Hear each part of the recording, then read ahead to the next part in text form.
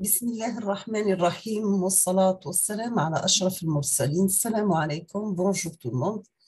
في la vidéo هذه إن شاء الله راح نكمل l'exercice numéro 3 sujet d'examen traitement de signal pour niveau master 1 avec les filtres numériques. D'accord? Donc نبداو toujours نقراو l'énoncé تاع l'exercice من بعد نعديو la correction. Donc, l'énoncé à l'exercice, c'est bien soit un filtre numérique auto-régressif d'ordre 1. Donc, soit un filtre numérique auto-régressif d'ordre 1 défini par l'équation de récurrence y de 1 égale à y de n moins 1 plus x de 1.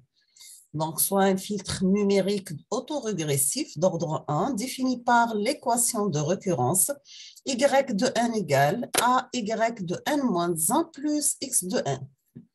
La première question, c'est bien que doit vérifier la valeur de la constante pour que ce filtre soit stable. Premièrement, que doit vérifier la valeur de la constante pour que ce filtre soit stable. Deuxième question, c'est bien le filtre numérique est-il récursif? Dites pourquoi. Le filtre numérique est-il récursif? Dites pourquoi. Troisième question, c'est bien donner et tracer grand H de f pour petit a égale à 0,5. Donner et tracer grand H de f pour petit a égale à 0,5. Quatrième question, en déduire le type de filtre. Quatrième question, en déduire le type de filtre. On passe la solution. Donc, nous avons que y de n égale à y n moins 1 plus x de n. Si on va faire le passage, la transformer en z, on aura y de z égale à... Donc, on a yn-1, ça devient az-1 par y de z. X de n, ça devient grand X de z. On va mettre y de z comme facteur. On aura 1 moins a par z moins 1. Le tout fois y de z égale à x de z. Si on passe la réponse, la transmittance du filtre, c'est y de z divisé par l'entrée x de z, on aura une équation de cette forme. Donc, est égal à 1 divisé par 1 moins a par z moins 1. Si on va multiplier par z, on aura l'équation de cette forme, c'est z divisé par z moins 1. Donc, on aura h de z, la fonction de transfert de notre filtre, elle est de z sur z moins 1. Pour que le filtre soit stable, il faut que A soit inférieur à 1. D'accord? Il faut que Z en valeur absolue, le A en valeur absolue soit inférieur à 1. Donc, automatiquement, la condition de stabilité de notre filtre, c'est bien que A soit inférieur à 1. Est-ce que notre filtre est-il récursif ou non? Donc, oui, le filtre numérique est récursif. كيف نعرفوه récursif كي يكون عندي la sortie y de n عندها علاقة بالx de n plus les y n moins 1, moins 2, etc. D'accord? Donc, le filtre numérique est récursif car il ne dépend pas seulement des entrées x de n, mais il dépend aussi des sorties précédentes et là, la forme du filtre récursif. Donc, y de n égale, c'est une somme des AK multipliée par x de n moins k, moins la somme des BK par y de n moins k. Donc, c'est la forme récursive des filtres. On passe l'exercice numéro 4. Donc, l'exercice numéro 4, c'est pour l'essence 2. Ou bien je vais mettre un autre exercice toujours niveau tal master 1. Après, je vais laisser l'essence 2 dans des vidéos à part.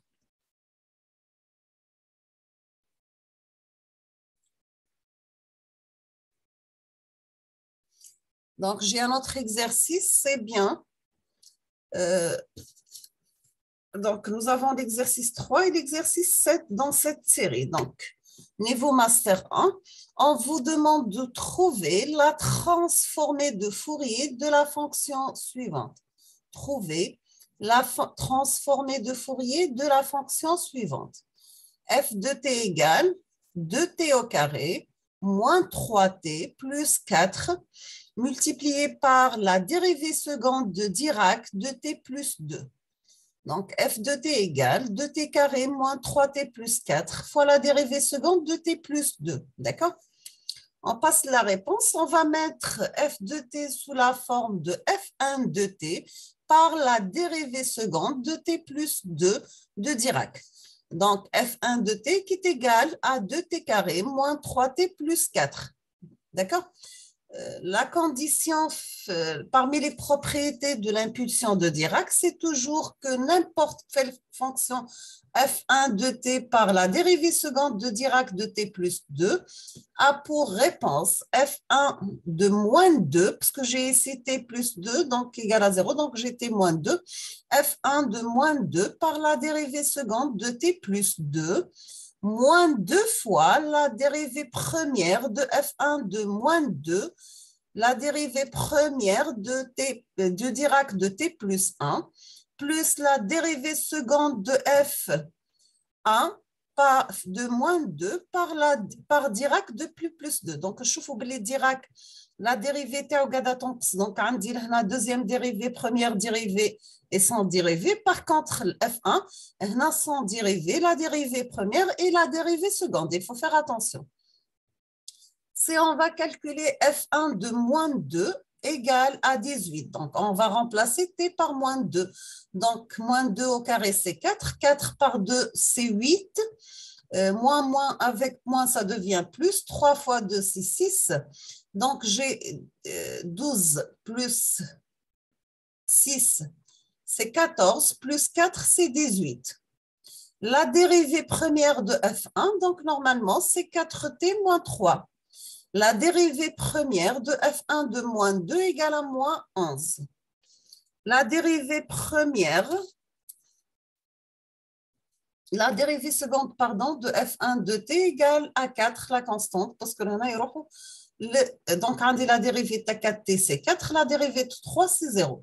Donc, j'aurai la dérivée seconde de f1 de moins 2, toujours égale à 4. Donc, c'est une constante qui ne dépend pas de la variabilité. Dans ce cas, on aura que la f de t égale f1 de t par la dérivée seconde de t plus 2 a pour transformer ces 18, dérivée seconde de t, dérivée seconde de Dirac de t plus 2 plus 22, parce que j'ai moins 2 avec moins 11, donc ça sera plus 22. La dérivée première de Dirac de t plus 2 plus 4 Dirac de t plus 2.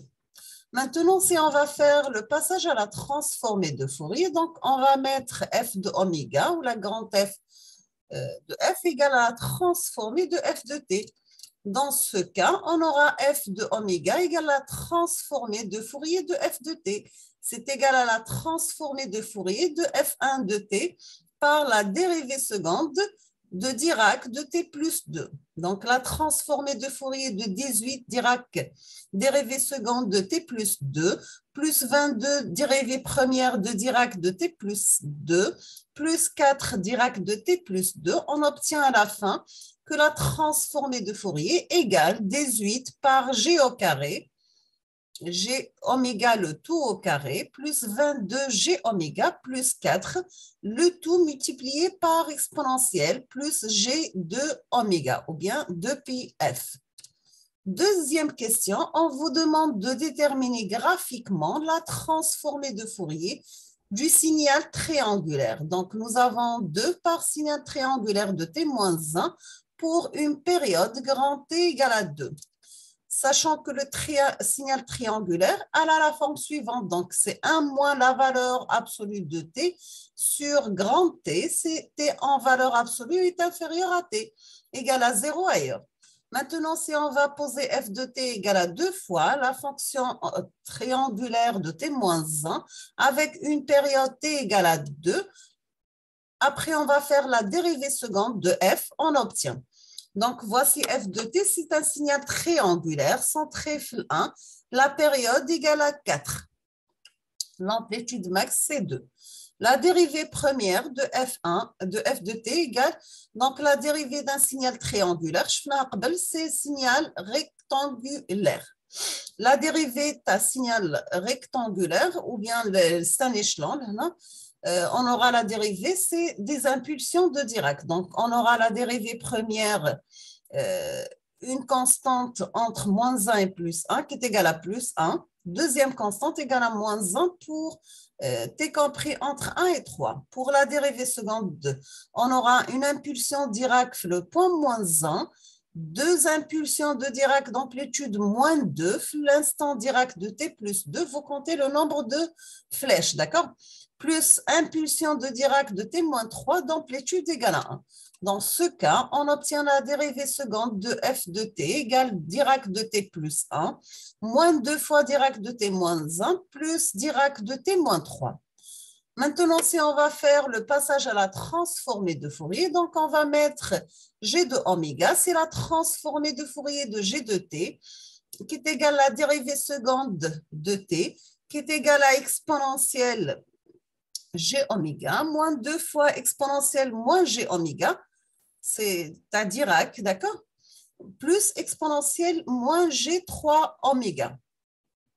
Sachant que la transformée de f de t qui est égale grand F de oméga, c'est la transformée de Fourier de f de t, c'est g de oméga, divisé par g oméga le tout au carré. Donc, on va mettre exponentielle g oméga, moins 2 fois exponentielle moins g oméga, plus exponentielle moins g3 oméga, divisé par g oméga le tout élevé au carré. On va essayer, pour simplifier, extraire exponentielle moins g oméga comme facteur.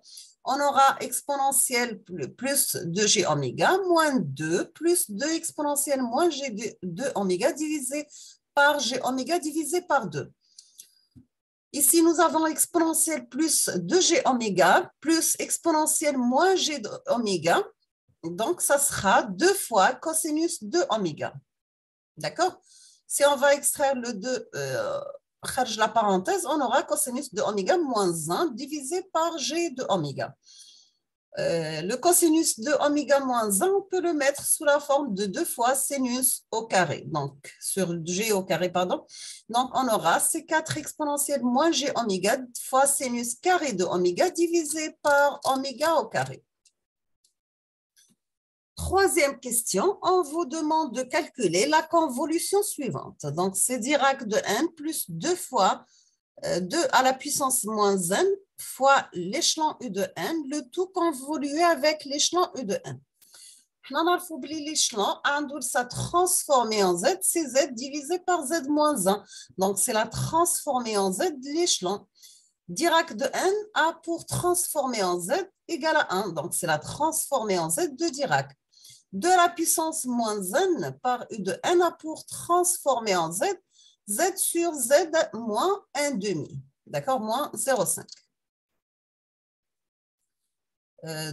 La première méthode, donc je peux mettre x de n qui est égal à Dirac de n plus 2 à la puissance moins n, U de n, le tout convolué avec U de n, a pour transformer en z 1 plus z sur z moins 2. Donc, la transformée en z à Dirac de n, c'est 1. La transformée en z à 2 à la puissance moins n, U de n, c'est z divisé par z moins 0,5. La convolution, ça devient un produit simple. La transformée en z à l'échelon, ça devient z sur z moins 1, d'accord? Après simplification, on aura x de z, la forme z sur z moins 1, plus z sur z moins 1 fois z sur z moins 0,5. On fait la décomposition en éléments simples, on aura à la fin l'équation suivante. Donc, on aura z sur z moins 1 plus 2 fois z sur z moins 1 moins z sur z moins 0,5. Maintenant, si on va faire le passage à la transformée en z inverse, on aura x de n égale la transformée en z moins 1 par x de z qui est égal à u de n plus 2 fois l'échelon u de n moins 0,5 à la puissance n par u de n. Ou bien, Donc, on dit échelon plus 2 échelons, c'est 3 fois l'échelon. Je peux faire extraire l'échelon U de n comme facteur, ça reste 3, moins 0,5 à la puissance n par l'échelon U de n. On passe maintenant à la deuxième méthode. C'est bien que x de n qui est égal à Dirac de n plus 2 à la puissance moins n U de n convolué avec U de n. On peut la mettre, on va distribuer la convolution, nous a. Donc, tous les Dirac de n convolués avec U de n, plus 2 à la puissance moins n U de n convolué avec U de n. Donc, x de n, Dirac de n convolué avec U de n, c'est U de n. Deuxième convolution, on peut la calculer de la façon suivante. Donc, c'est une somme pour i varie de 0 jusqu'à l'infini, de 2 fois la puissance moins i, puisqu'on a fait un changement de variable. Au lieu de n, on a mis i. U de i par U de n moins i, d'accord? U de n, ça reste la même. La somme de 2 à la puissance moins i, c'est 0,5 à la puissance u. Donc, ça reste U de n. La somme de 0,5 à la puissance i, ça devient 1 moins 0,5 à la puissance n plus 1, donc مجموع متتالية هندسية divisé par 1,05. À la fin, on obtient que x de n égale à U de n plus 2 moins 0,5 à la puissance n U de n, ou bien on peut avoir U de n comme facteur, on aura c'est 3 moins 0,5 à la puissance n. Quatrième question, on vous demande de déterminer la transformée en z inverse de x de z qui est égale à 2z sur 3z au carré moins 4z plus 1, sachant que z en valeur absolue soit inférieur à 3. D'accord? Sinon, je vais laisser ça pour la prochaine vidéo, pour que la vidéo me dise comme je trouve d'accord? Donc, je vous remercie infiniment pour votre attention. N'hésitez pas si vous avez des questions et à la prochaine vidéo, Inch'Allah. Merci beaucoup.